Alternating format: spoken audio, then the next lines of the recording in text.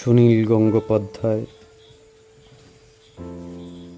রচিত সেই বিখ্যাত কবিতা কেউ কথা রাখেনি, কেউ কথা রাখেনি।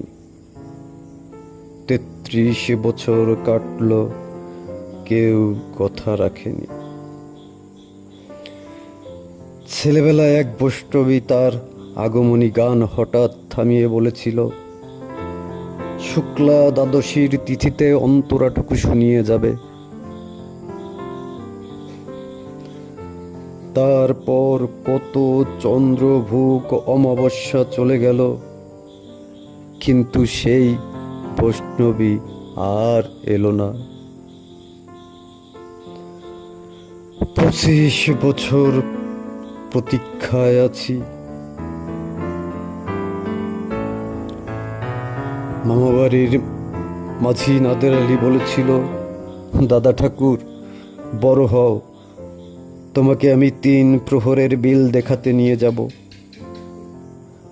সেখানে পদ্ম ফুলের মাথায় সাপ আর ভ্রমর খেলা করে। নাদের আলী, আমি আর কত বড় হব? আমার মাথায় এ ঘরের ছাদ ফুরে আকাশ স্পর্শ করলে তারপর তুমি আমায় নিয়ে যাবে ৩ প্রহরের বিল দেখাতে? একটাও রয়েল গুলি কিনতে পারিনি কখনো। লাঠি লজেন্স দেখিয়ে দেখিয়ে চুষেছে লস্কর বাড়ির ছেলেরা। ভিখারির মতো চৌধুরীদের গেটে দাঁড়িয়ে দেখেছি ভিতরের আজ উৎসব। অবিরল রঙের ধারার মধ্য সুবর্ণ কঙ্কন ফর্সা রমণীরা কত রকম আমোদে হেসেছে। আমার দিকেই তারা ফিরেও চায়নি। বাবা আমার কাঁধ ছুঁয়ে বলেছিল, দেখিস একদিন আমরাও। বাবা এখন অন্ধ, আমাদের দেখা হয়নি কিছুই। সেই রয়েল গুলি, সেই লাঠি লজেন্স, সেই রাস উৎসব আমায় কেউ ফিরিয়ে দেবে না।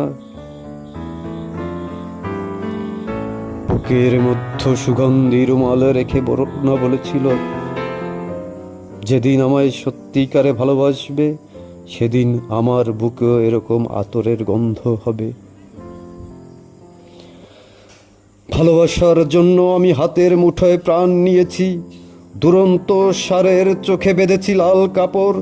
বিশ্ব সংসার তন্ন তন্ন করে খুঁজে এনেছি ১০৮টি নীলপদ্ম। তবু কথা রাখেনি বরুণা। এখন তার বুকে শুধুই মাংসের গন্ধ। এখন সে যে কোনো এক নারী। কেউ কথা রাখেনি। ৩৩ বছর কাটল, কেউ কথা রাখে না।